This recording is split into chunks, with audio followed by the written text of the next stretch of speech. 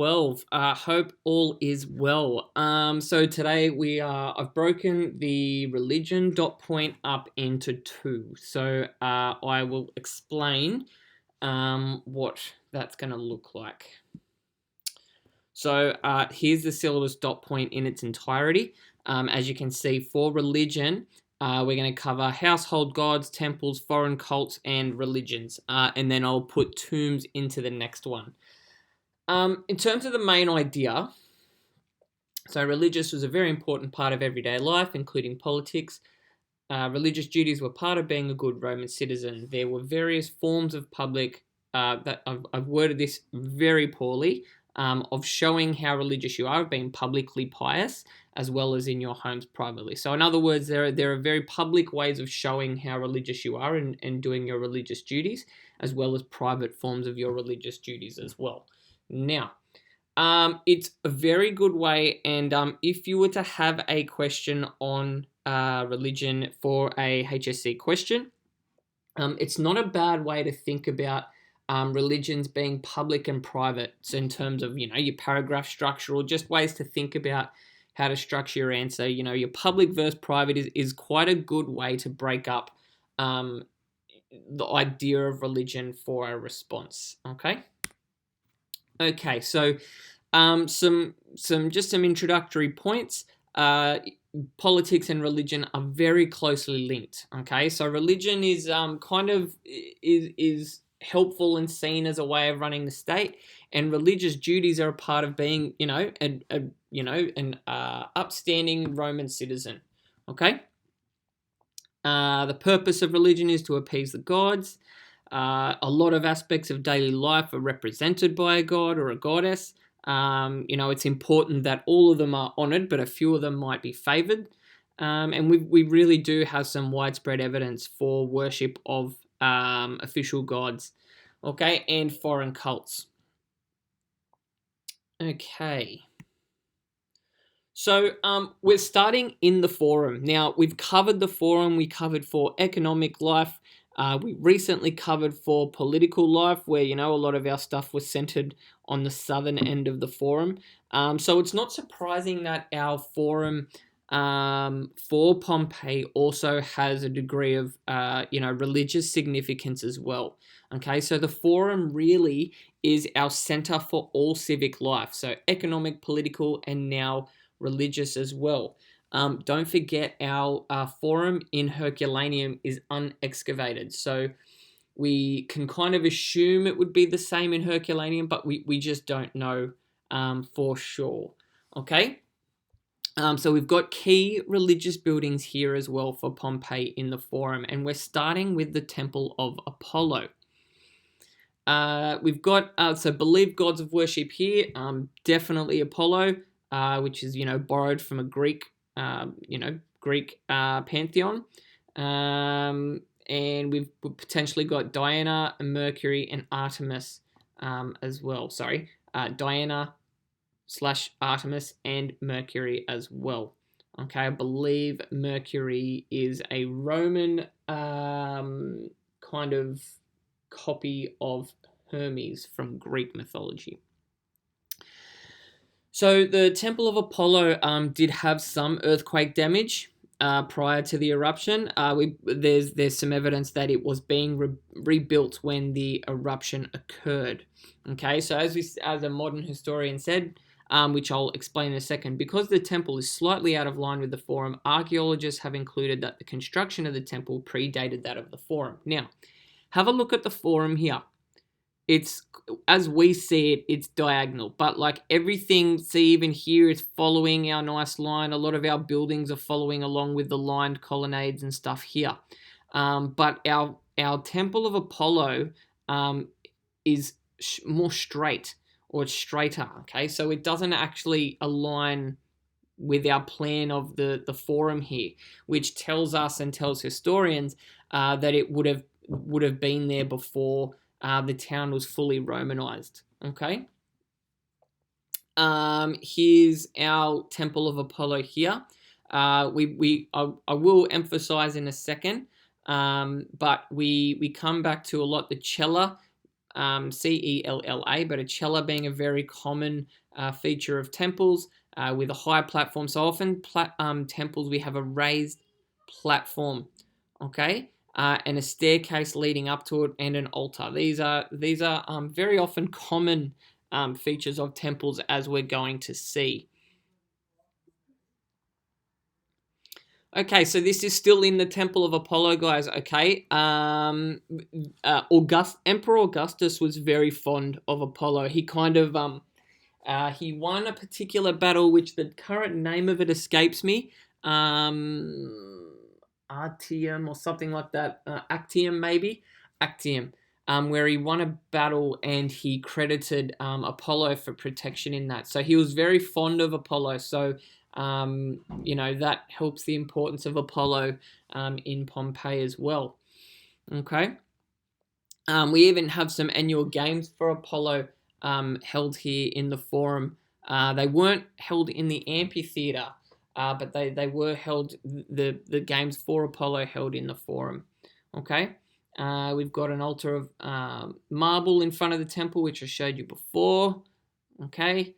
And we've even got a column, and we'll end up going over the different columns, but we've got a column with a sundial. The telum's elevated, as I said, and at the back there was a pedestal. So back here in this cella, there would have been a statue of Apollo. Now there currently is, the statue is gone, so we don't know what happened to the statue, but there likely would have been a statue of Apollo here. And as I said, guys, our altar, our staircase onto a raised platform in a cella, very, very common features of temples and religious sites for Pompeii and Herculaneum. Okay, and the other thing is we even have an inscription here. Okay, an inscription, Lucius Supunius Sendelanus, the son of Lucius, and Marcus Herennius Epidanus, the son of Aulus Dumviri, with judicial authority caused to be erected at their own expense. So it's also wanted to stress the idea that, so we've got a role of senior and junior magistrates here. We've also got this crossover of politics and religion. Okay, it's different in a lot of places in 2020, but the idea of public funds or personal funds being used on religious temples and stuff wasn't unheard of either. So nice little crossover of political and religious life here. Okay, now we get to, we're still in the Forum. Okay, public religion, and this is the temple of Jupiter, Juno, and Minerva. So these are honoring three deities. Okay, Jupiter being the supreme god and kind of similar to a Zeus figure, Juno, the queen of the gods, being similar to Hera, and Minerva, which is wisdom, who I believe is similar to like a what was her name? Athena, I believe. Okay, so they formed a triad. They're kind of known as the Capitoline Triad together. Okay, this site, it did kind of become the center for public religious life. There would have been some sacrifices of a bull here to the triad. Okay, we've got an outline of our building there. It was built to be an impressive structure. So we've got an artist's depiction on, and have a look at this. How nice would that have been? Now this would have been in the Forum. Now it's much more, see how it's enclosed. It would have had these double colonnades. You would have felt like we've got these double archways alongside. We've got our altar, our stairways up the high platform, and the cella would have been inside there. Okay, so it really, really would have been an impressive structure, and this is what it looks like today, which is, it's just so sad. We've got our double archways here. It's sad to think about, what we've lost over time. So also interesting, from a particular house, the house of Jucundus, there is a relief that shows the building, and it's tilted. So what we can kind of conclude from this is the temple was quite damaged after the earthquake. Okay. It may not have even been fully redone or rebuilt when the eruption happened after that earthquake. Okay, still in the forum, the Temple of Genius Augustus or the Temple of Vespasian. Okay, now this is related to the imperial cult of Augustus.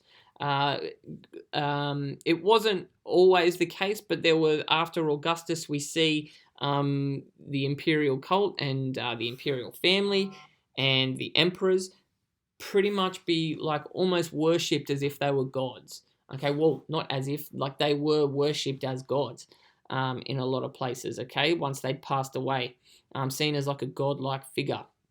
So that's why this place has two names. Okay, at the time of the eruption, they were worshipping Emperor Vespasian, but it had once been for Augustus. Okay. Also, back to cast your minds back. If we remember one of the prominent women, Mamiya, the public priestess, she kind of she'd had a bit of a part to play in this particular temple. Okay, so it's a nice little cast back to the role that she played.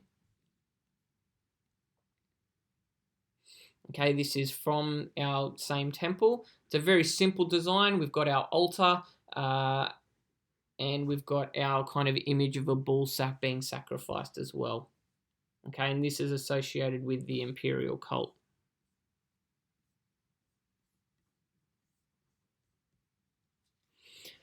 Okay, we are not in the forum anymore, okay, but this is another fairly prominent building as well, okay, and this is the Temple of Fortuna Augustus. This appears to be one of the most important buildings associated with the imperial cult, okay, this one being for Augustus himself, okay. Where am I up to? Okay, so this temple as well is likely tended to by the Augustales. Now, the Augustales are they're a religious college. They're a religious college of priests that kind of tended to, worship of the imperial cult and buildings associated with the imperial cult. The interesting thing about the Augustales is, in some places, they can actually the membership can extend to freedmen. So slaves that had actually earned their freedom could actually become a member of the Augustales. And because religion is so important and the worship of the imperial cult is so important, that gives the freedmen this degree of, like, some degree of political kind of standing and some degree of political power. And standing in society, which is really quite remarkable, considering that a freed slave could earn wealth, but largely speaking, they couldn't really do anything in terms of holding office or participating in their government. Okay, we've got a temple to Venus here as well. I'm not going to spend too long on this. The interesting part of this temple, if you read over it, this is a really not a bad example about the crossover of religion and politics being, interlinked. Okay.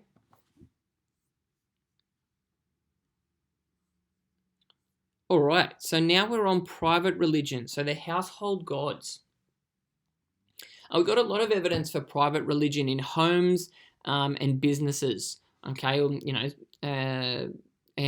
a lot of our gods. Now, there's a few ways I've heard this word pronounced. I don't really care how you pronounce it.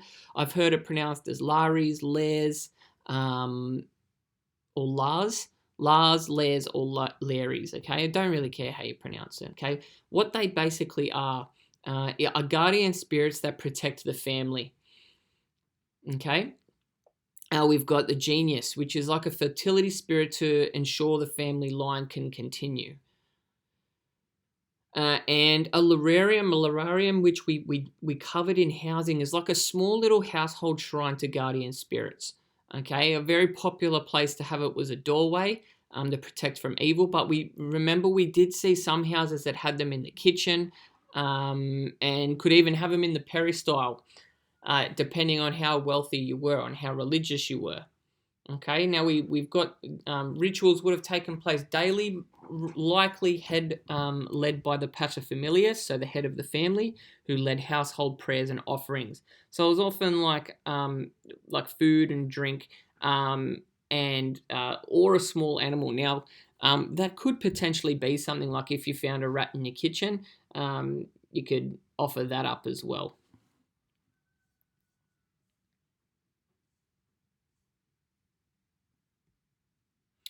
So we've got some examples here of some of our Lararia. They don't have statues in them anymore. So as you can see here, this is from a thermopolium, okay, with like one of those fast food places. Now the snakes are often seen as a bit of a protector of from vermin and things like that, and a protective spirit or symbol. Okay, we've got our two Lares or Lares on the side. Okay, that's the two there holding the drinks up high, and we've got our genius in the middle here. Now we've got Dionysus, god of wine here, and we've got Mercury, god of commerce over here. Now it's very common this is from the house of Fawn near the entrance, Forces. Okay, it's very common for our Larariums to actually look Greek and almost look like a little mini temple. We've got our columns here, so the shrine actually almost looks like a little mini temple. And similar thing over here with our arch. Okay, this one's obviously in the garden.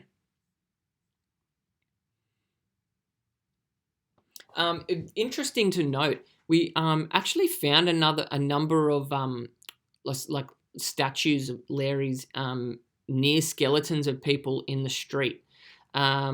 Since a lot of Lararia did not have statues in them when excavated, we actually believe that people potentially tried to take these with them when the eruption was happening, in hopes that it would protect them. Quite interesting.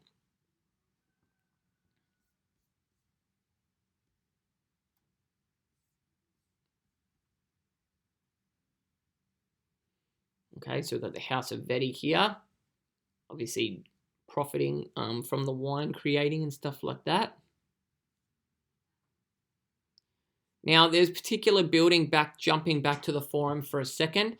It had once been called the Temple of Public Lairs, but there's no real evidence to support this. More recent ideas is that it is a shrine associated with the imperial cult.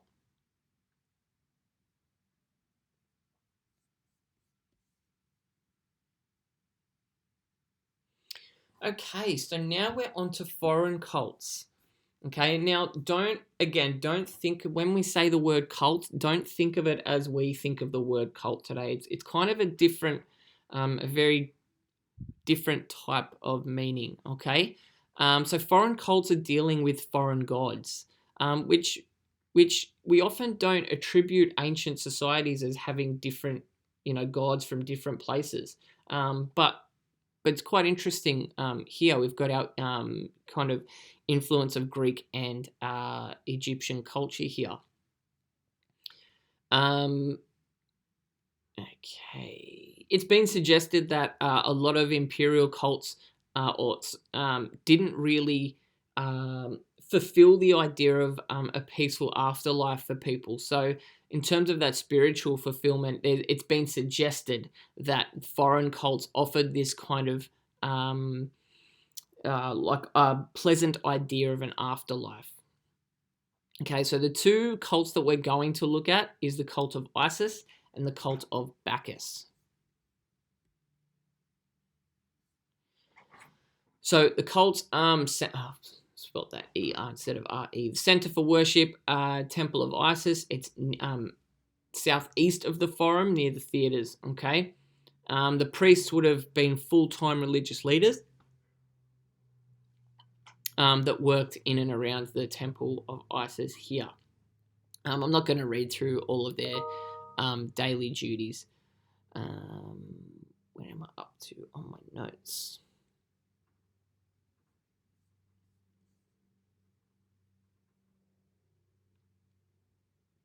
Okay, the cult of Isis had a large amount of influence in Pompeii. Okay, it's the only temple that's fully restored before the eruption after the earthquake. Okay, now we believe it's from a wealthy citizen who paid for the reconstruction, and we believe the cult has a fair whack of money.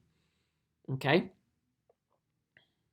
in order for that temple to be fully restored prior to the eruption. Okay, now ideas of why this cult's popular.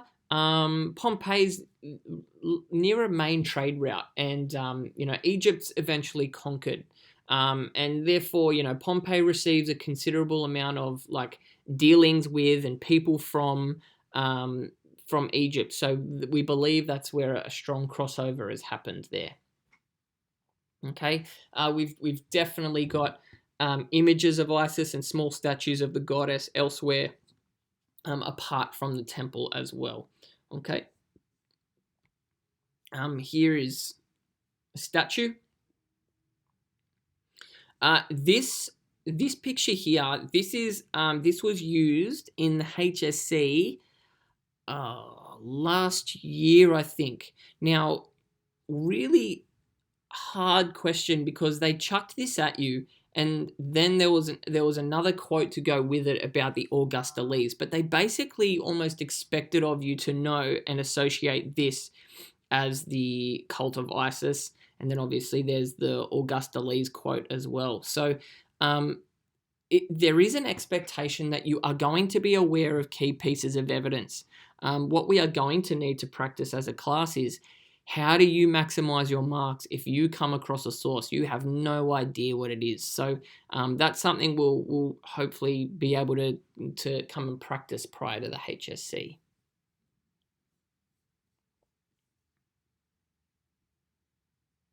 Okay, we've got some more, priests of the cult of Isis here. All right, the cult of Bacchus. Bacchus deriving from the Greek god Dionysus. There's a particular cult who ran festivals called the Bacchanalia. This was ended up being banned because it kind of interesting little celebrations that they had. So it was kind of banned on the idea of that it was indecent. Okay, so but we do still find citizens continuing to worship the deity, and escape reality into a state of mystic communion. So I'll leave you to fill in the blanks of maybe some of the activities around what they're up to there.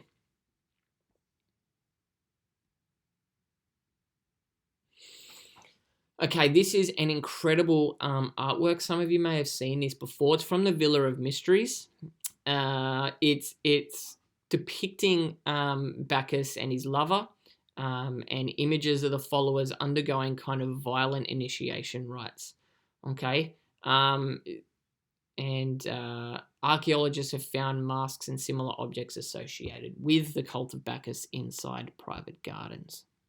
Okay, so they're quite debaucherous, the cult of Bacchus. Okay, religion at Herculaneum. As I said, the forum remains unexcavated, so likely there was some degree of following of the Capitoline Triad, but they're undiscovered so far. Now, we do have evidence of the cult of Venus on the waterfront, and this would have been the waterfront. Remember we spoke about the boat sheds where the skeletons with splattered brains were found? That's down here. These are our boat sheds. So this would have actually been the water, or leading down to the water. And right here is we find some evidence of the cult of Venus. So we likely assume that people of Herculaneum are just as religious as the people of Pompeii. We just haven't found the evidence to back it up yet. Okay, here's our temple to Venus.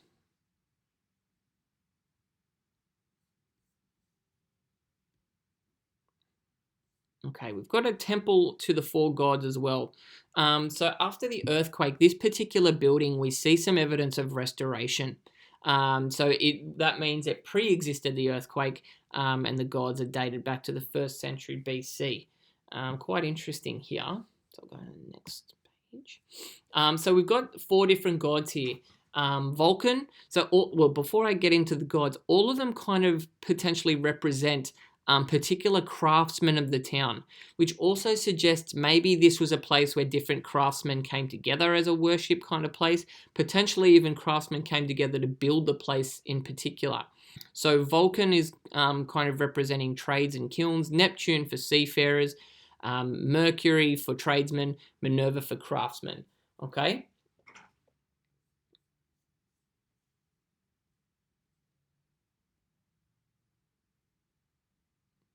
The Augustium, okay, so again, remember, still unexcavated, okay, but it is off the main strip of the Decumanus Maximus, okay, the Augustium being a shrine to the emperors, okay, here's our, arch entrance.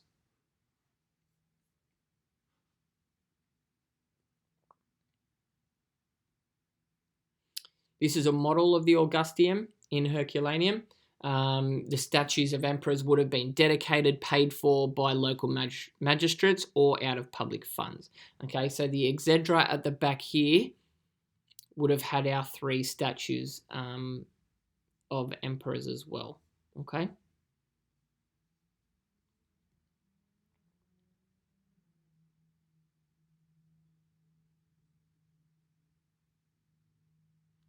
We've got some frescoes of Hercules, who was kind of a patron of the town. Herculaneum is kind of named after. You've got Hercules here, completing some of the 12 labors, if you're familiar with that mythological story.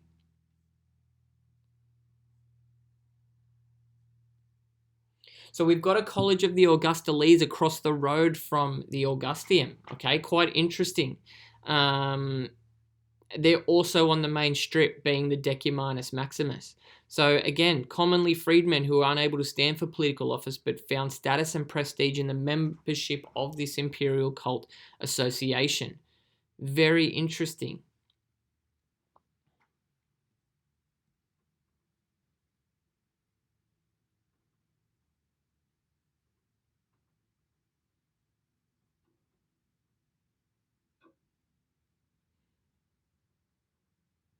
Okay, and we've got our plinth here surrounded by really, really beautiful frescoes as well.